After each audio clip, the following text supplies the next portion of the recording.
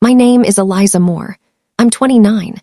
And the moment I realized my family had already decided who I was without asking me happened on a Tuesday afternoon that was supposed to be ordinary. No dinner, no crowd, no dramatic speeches. Just my mother standing in my childhood kitchen, sliding a stack of papers across the counter like she was handing me a menu. She smiled while she did it. That smile told me everything before I even looked down. The house smelled like lemon cleaner and burned coffee, same as it always had, same yellow walls, same ticking clock above the fridge. I had driven over because she said she needed help with something small. That was her phrase. Small meant complicated. Small meant urgent. Small meant I was already expected to say yes. I asked what the papers were. She tapped the top page with one manicured finger and said, "Just signatures. It'll help your brother get back on his feet." My brother, Nate, 32, between opportunities. That's what she called it when he quit another job or burned another bridge. I scanned the first page and felt my stomach drop. It wasn't a reference letter. It wasn't a recommendation. It was a loan application, not his, mine. My name was typed cleanly at the top. My social security number. My address from 3 apartments ago. A signature line already highlighted in yellow. I looked up at her and asked why my name was on it. She didn't hesitate. "Because your credit is better." That sentence landed harder than any insult she'd ever thrown at me. It was so calm, so practical, like she was explaining why you use olive oil instead of butter. I pushed the papers back toward her and said no. The smile disappeared, not dramatically, just enough to make the room feel colder. She asked why I was being difficult, said it wasn't like I was using my credit for anything important. Reminded me I didn't have kids, didn't own a house, didn't need it right now. Then she said the thing she always said when she wanted obedience. "After everything we've done for you." I left without raising my voice. I didn't slam the door. I didn't cry until I was halfway home and had to pull over because my hands were shaking too badly to keep driving. That night, I lay awake replaying the moment over and over. Not the request, the assumption, the way my identity had already been assigned a purpose that didn't include me.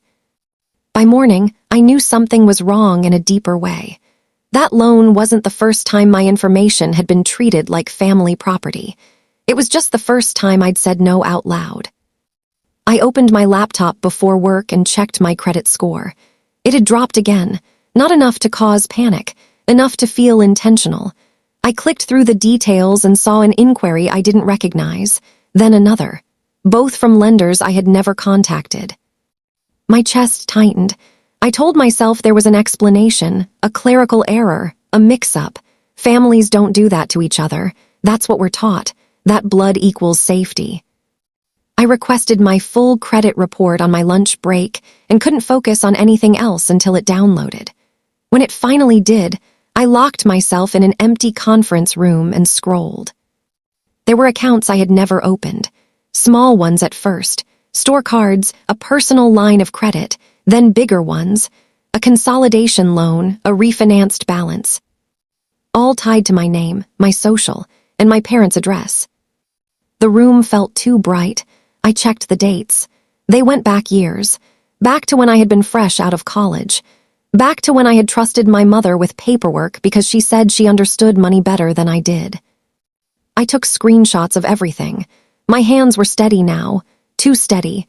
That scared me more than panic would have. That evening, my phone rang. Mom, I let it go to voicemail. She left a message like nothing had happened, asked if I'd had time to think, said Nate was counting on me. I didn't call her back. Instead, I opened a notebook and wrote one sentence across the first page. "This stops now." The next few days passed in a fog of normalcy that felt fake. I went to work, answered emails, smiled at coworkers. Every night I came home and dug deeper. I cross-referenced accounts, pulled old emails, found forwarded mail I'd never really read, notices I'd brushed off because I trusted the people they were connected to. Patterns started forming. Every time my parents had helped someone, every time money had been tight for them, every time I had been told not to worry about details. It wasn't just me. That realization came quietly and then all at once. My Aunt Renee called me on Thursday night. She said my mom had mentioned I was being uncooperative about helping Nate and wanted to know what was going on. Her tone wasn't accusatory. It was confused. I asked her a simple question. Had she ever signed anything my mom put in front of her without reading it closely? There was a pause on the line, then a laugh that didn't sound amused. Why? I told her what I'd found. Not emotionally, just facts, dates, accounts, addresses. She went silent, then she said she needed to check something. She called me back an hour later, her voice low. She had found a loan in her name she didn't remember taking. Small, old, paid off, but real. I added her information to my notebook. The next call came from my cousin Mara 2 days later. Then my grandfather's neighbor, asking if I knew why collectors were calling about a balance tied to his old house. By the end of the week, I wasn't dealing with a personal betrayal anymore. I was staring at a family system built on quiet permission and selective ignorance. I filed an identity theft report on Monday morning, not because I wanted revenge, because I needed a record that existed outside of my family's version of events. I froze my credit, flagged every account, sent certified letters to lenders disputing charges. Then I did something I hadn't planned. I wrote. Not a post, not a rant, a clean, factual breakdown of how financial abuse can hide inside families. No names, no accusations, just warning signs, red flags, the cost of silence. I posted it anonymously and watched it spread. Messages poured in from strangers, from people who had lived the same story under different roofs, from people who had never realized what was happening until it was too late. And then a message came in that made my stomach flip. It was from someone using a blank profile. One sentence. You don't know how far this goes. I stared at it for a long time before responding, asked who they were. The reply came almost immediately. Someone who signed, because saying no felt worse. My phone buzzed with another call from my mother, then my father, then Nate. I turned the phone face down and opened a new page in my notebook. If this was bigger than me, I needed to be ready. And for the first time in my life, I wasn't afraid of what would happen if the truth came out. I was afraid of what would happen if it didn't. I didn't sleep that night, not because I was scared, but because my mind wouldn't slow down long enough to let fear take shape. The anonymous message sat open on my phone, glowing in the dark like a warning flare. You don't know how far this goes. Whoever sent it knew more than I did, and they were close enough to the damage to recognize themselves in my words. By morning, I had a plan, not a dramatic one, a quiet, methodical one. I called in sick to work, made coffee I forgot to drink, and spread every document I had across my dining table. Credit reports, screenshots, notes from calls, timelines scribbled in margins. I stopped thinking of these people as relatives and started thinking of them as data points. That shift hurt, but it gave me clarity. I replied to the message with a single question. Did my mother handle your finances at any point? The typing bubble appeared, disappeared, then came back. When the reply finally landed, my chest tightened. She helped when my divorce got messy, said she was protecting me. I asked for a call. They agreed, but only after asking if I had told anyone else yet. I told them the truth. I had told no one in the family, just regulators, just lenders, just the systems designed to record facts when people refuse to. The voice on the other end belonged to Leela, my mother's cousin. We hadn't spoken in years. She sounded older than I remembered, worn down by something she'd been carrying alone. She told me how my mom had offered to simplify things when her ex stopped paying child support, how papers had been signed late at night at the kitchen table, how statements had gone to my parents' address for safety, how Leela had assumed the lingering debt was just the cost of survival. She cried when I told her what I'd found. Not loud sobs, just breath catching over and over like her body was finally admitting something her mind had avoided. By noon, I had 3 more confirmations. Different people, same pattern, stress, trust, signatures, silence. I made another list. This one wasn't about money. It was about leverage, who had been vulnerable, who had been isolated, who had been told they were lucky someone was willing to help them at all. That afternoon, my father showed up at my apartment unannounced. I watched him through the peephole, arms crossed, jaw set. The man who had taught me to ride a bike, to negotiate salary, to never let anyone take advantage of me. I didn't open the door. He knocked harder, then softer, then said my name like I was 10 years old and refusing to come out of my room. I told him through the door that I wasn't discussing anything without a lawyer present. He went quiet, then angry, then quiet again. "You're blowing this out of proportion," he said. "Families help each other." I told him families don't open credit lines without consent. He left without another word. That night, my mother sent a message long enough to require scrolling. She apologized without apologizing. She blamed stress. She blamed my father's business. She blamed my brother's instability. She blamed me gently for not being more understanding. I didn't respond. I forwarded it to my attorney. Yes, by then I had one. Her name was Camille. She specialized in financial abuse cases that involved family members. She didn't flinch when I laid everything out. She didn't ask why I hadn't noticed sooner. She didn't suggest mediation. She asked for documents and dates and whether I was prepared for the emotional fallout. I told her I already lived in it. Over the next week, letters went out. Formal ones. Banks froze accounts. Investigations opened. My mother's credit union placed her on administrative leave pending review. That detail reached me through my aunt before my parents admitted it themselves. The family group chat exploded. Accusations flew. People picked sides. Some demanded I stop before things went too far. Others stayed silent, which told me everything I needed to know about who was afraid of what coming out next. My brother sent me a message at 2 a.m. He said he hadn't known, that he never asked her to do anything illegal, that he was just trying to survive. I believed him. That didn't change anything. Then the stories started breaking. Not publicly, internally, banks talking to each other, compliance departments comparing notes, patterns surfacing that no amount of family loyalty could erase. Camille called me one Friday afternoon and told me to sit down. "They're going to charge her," she said, "multiple counts." I felt lightheaded, not relieved, not vindicated, just hollow. This wasn't a win, it was a consequence. My mother called that night from an unfamiliar number. Her voice was small. She asked me why I hated her so much. I told her I didn't. I told her I hated what she'd done to people who trusted her. I told her I hated the way she taught us love meant access and silence. She cried, for herself. I ended the call. The formal apology came weeks later, typed, careful, written like a statement instead of a confession. It named hardship but not harm, fear but not theft. I filed it away with everything else. The legal process moved slowly, painfully, but it moved. Restitution plans were discussed, charges finalized. My credit began to heal. The family gatherings stopped.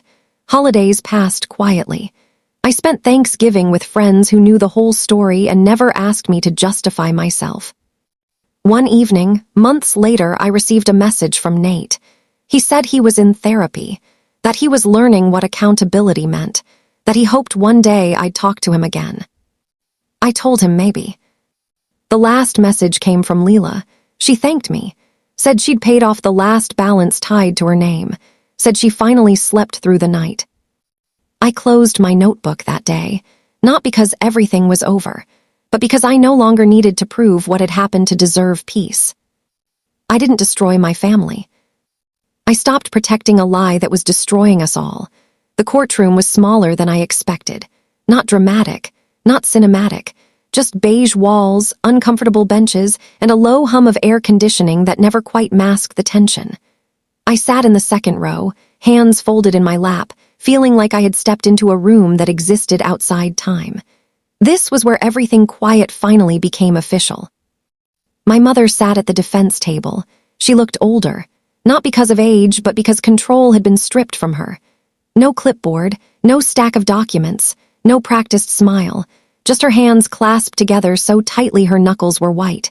She didn't look at me when I walked in. I wasn't sure whether that hurt more or less than if she had. The prosecutor spoke calmly. Factually, dates, amounts, patterns. He didn't raise his voice. He didn't moralize. He didn't need to. The evidence did all of that on its own. Loan applications, redirected statements, forged signatures, repeated access to information she was never authorized to use the way she had. When my name was mentioned, it sounded strange, like it belonged to someone else. A line in a report, a verified victim. I felt my chest tighten anyway. Her lawyer tried to frame it as confusion, as stress, as a woman overwhelmed by responsibility who made poor choices. He used words like intent and misunderstanding. The judge listened without interrupting, expression unreadable. When it was over, there was no speech, no apology, no dramatic collapse, just a sentence, consequences, timelines. My mother was led out a side door. I never saw her look back.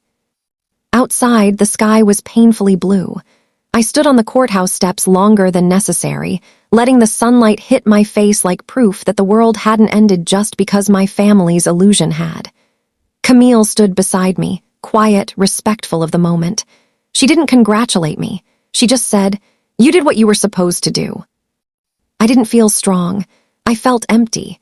But emptiness, I learned, is what comes after carrying too much for too long. The months that followed were quieter than I expected. No more frantic calls. No more messages demanding explanations. The people who had blamed me at the beginning slowly stopped reaching out. Some because they realized they were wrong. Others because it was easier to pretend I no longer existed than to face what they had enabled. My credit score recovered steadily. Not overnight. Slowly. Honestly. Each on-time payment felt like a brick laid in a foundation that finally belonged to me. I moved apartments. New address. New locks. New routines. I didn't give my parents' house as an emergency contact anymore. I didn't give anyone access to anything they didn't need. I learned how much peace lives inside boundaries you stop apologizing for. On my 30th birthday, I didn't throw a party. I took the day off work, turned my phone off, and drove to the coast alone. I sat on the sand with my shoes beside me and watched the tide come in and out like it had nothing to prove. That felt important. That night, I wrote a final post under the same anonymous account. Not an update, not a victory lap, just a closing note. I said that sometimes the hardest part of leaving a harmful system is accepting that no one will clap for you when you do. That justice is often quiet. That healing doesn't look like forgiveness or revenge. It looks like sleep, like calm mornings, like a life that doesn't require constant defense. I logged out after that and never went back. The last time I heard from my father was through a letter, handwritten, short. He said he wished he had asked more questions sooner, that he hadn't realized how much damage silence could do. He didn't ask for reconciliation. He didn't ask for forgiveness. He just said he hoped I was well. I didn't respond, not out of spite, out of honesty. I wasn't ready, and I no longer forced myself to perform readiness for anyone else's comfort. Nate sent updates occasionally. Therapy, job interviews, attempts at stability. I answered when I could. Distance doesn't have to mean cruelty, it just means space to breathe. One afternoon, a coworker asked me why I was so calm during a stressful project. I almost laughed. I wanted to tell her that once you've rebuilt your identity from legal paperwork and emotional rubble, deadlines lose their power to scare you. But I didn't say that. I just smiled and kept working. Sometimes, late at night, I still think about the kitchen with the yellow walls. The stack of papers slid across the counter. The assumption that my life was a resource to be used. I don't relive it with anger anymore. I see it as the moment everything false finally cracked. I didn't become harder after what happened. I became clearer. Clear about what love is. Clear about what help doesn't look like. Clear about the fact that being related to someone does not give them permission to harm you quietly. If there's one thing I learned, it's this. You don't owe loyalty to people who benefit from your silence. You owe honesty to yourself first. And the life that grows out of that honesty may be quieter than the one you lost, but it will finally be yours.